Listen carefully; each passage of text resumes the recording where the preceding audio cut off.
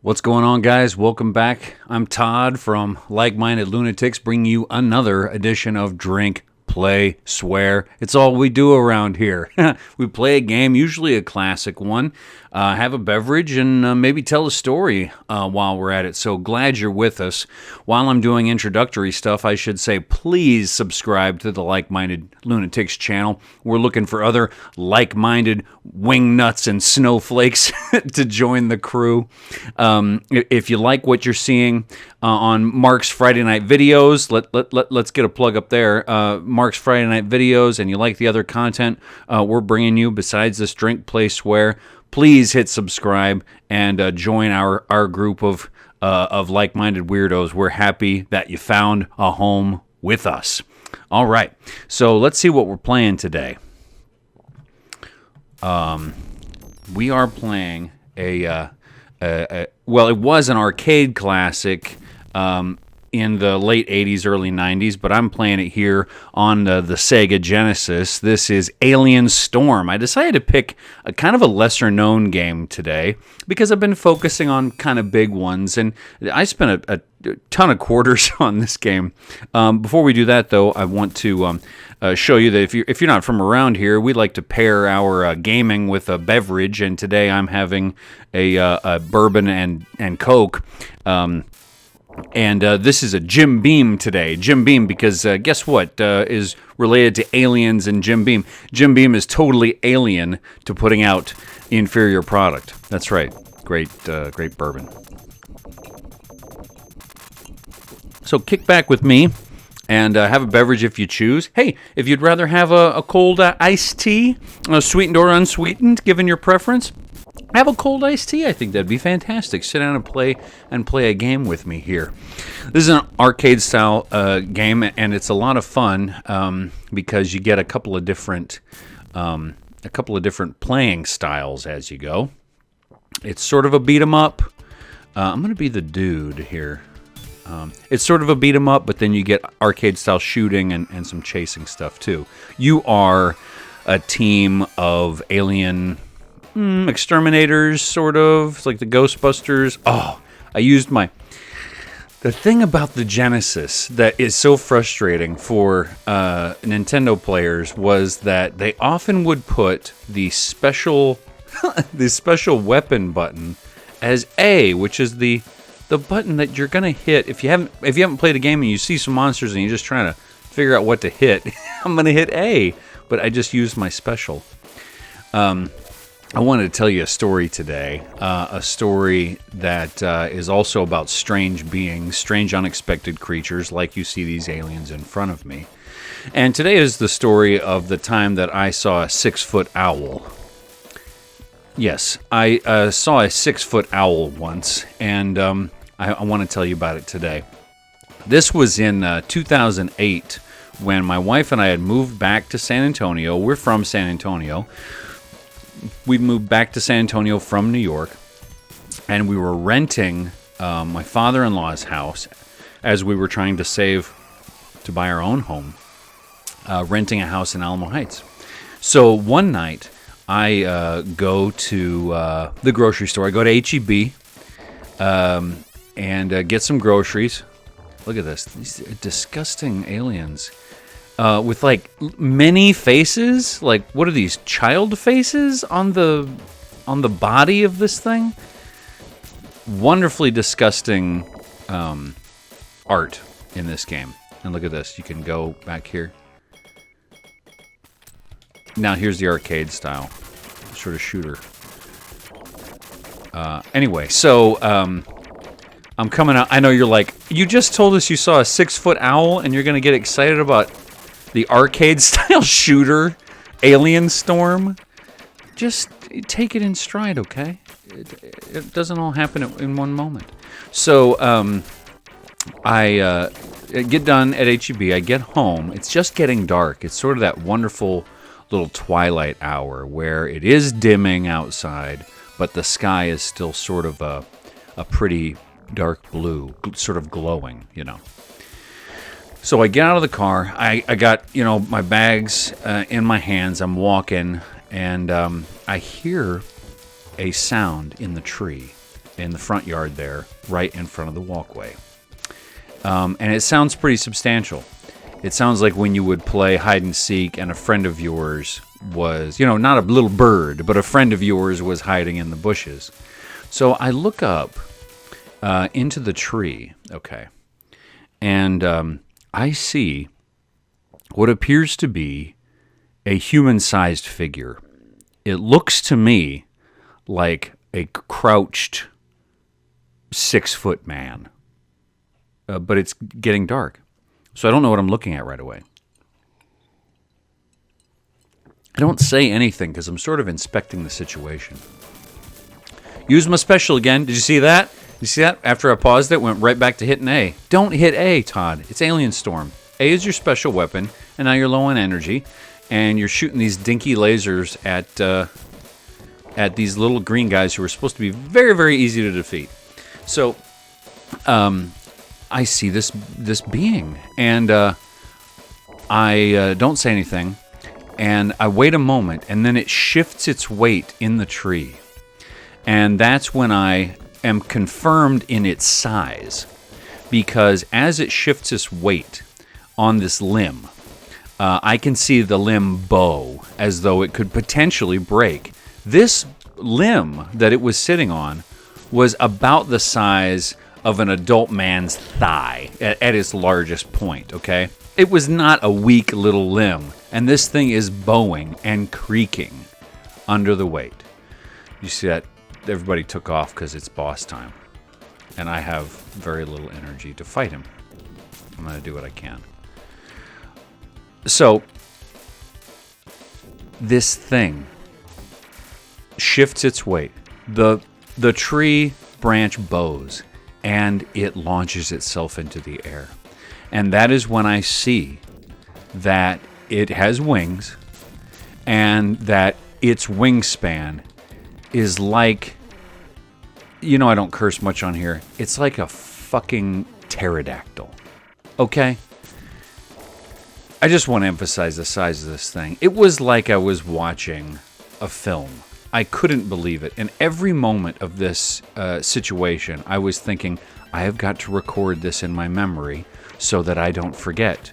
It was one of those moments, and we've all had them, where you think, I need to remember this. I'm going to need to remember this. It flies away.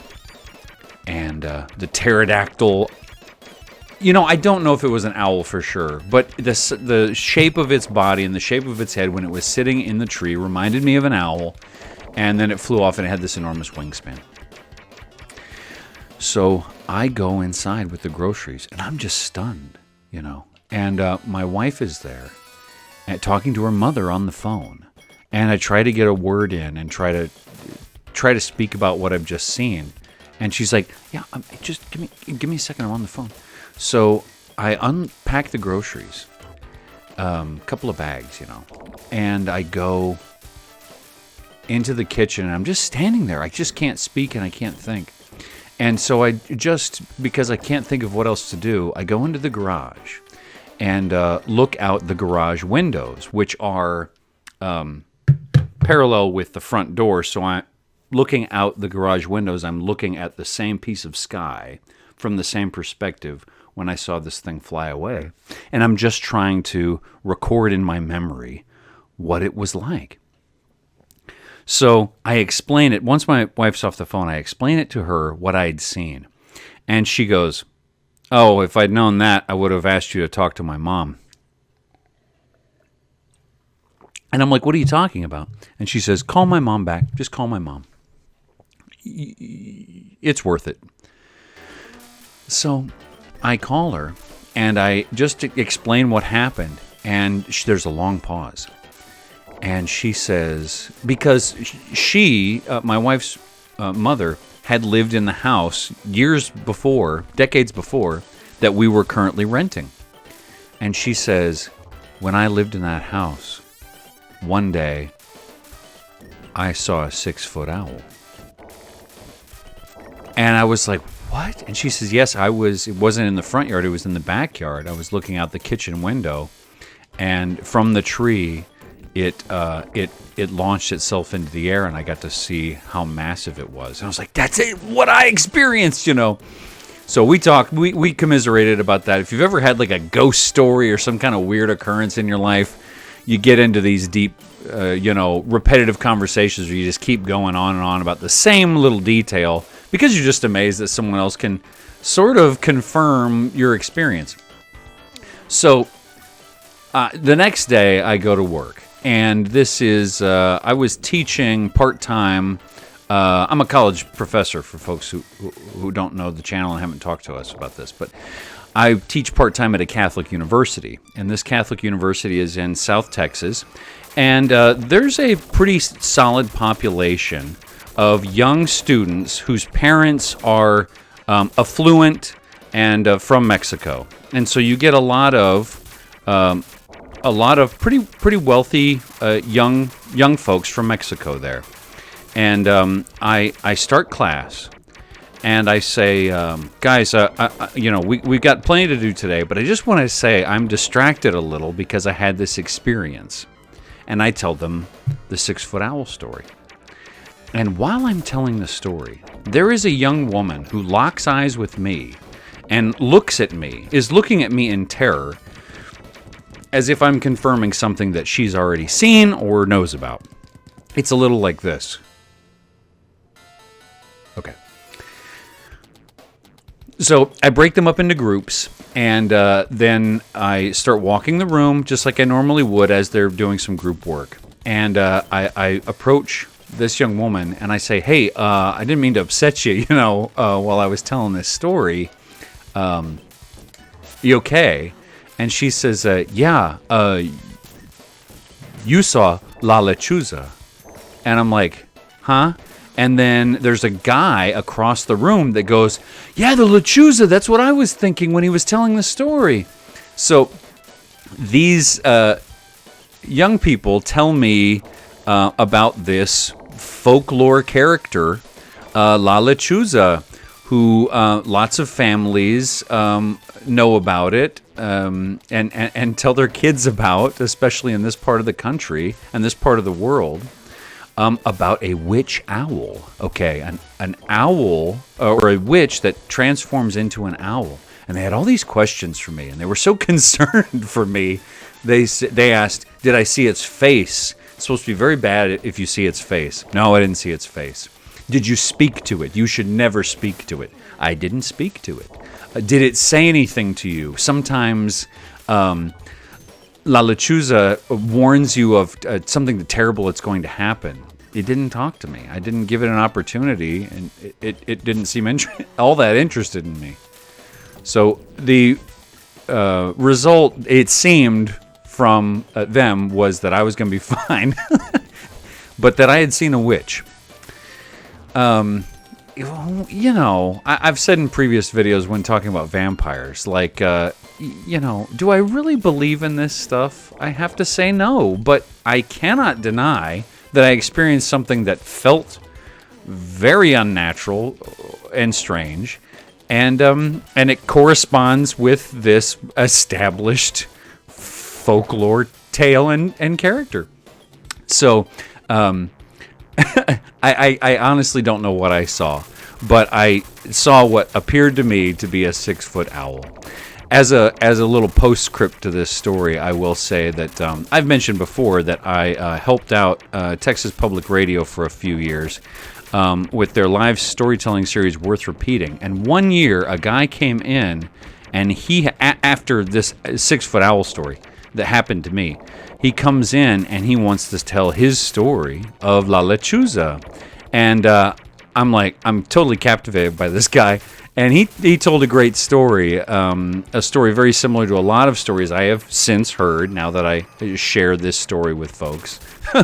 But fun thing about him is he's a San Antonio artist and quite good at painting.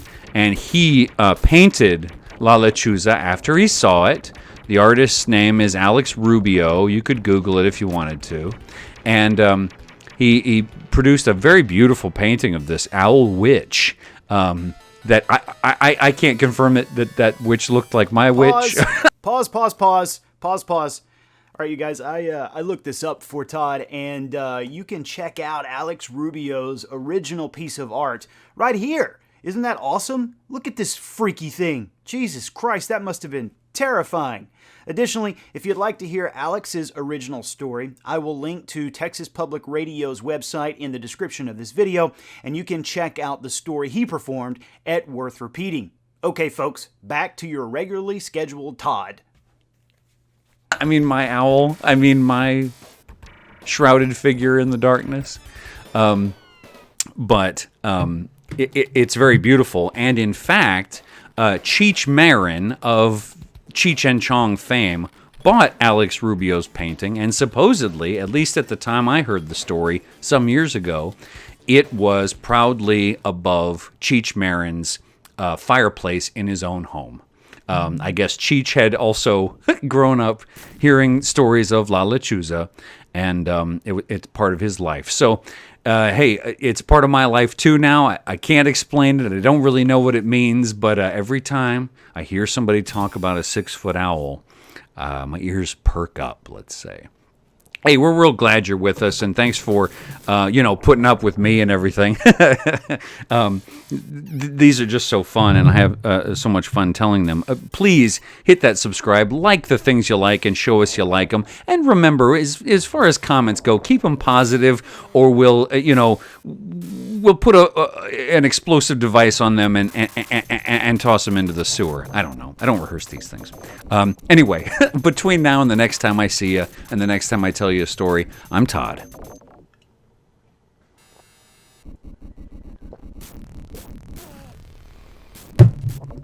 See ya.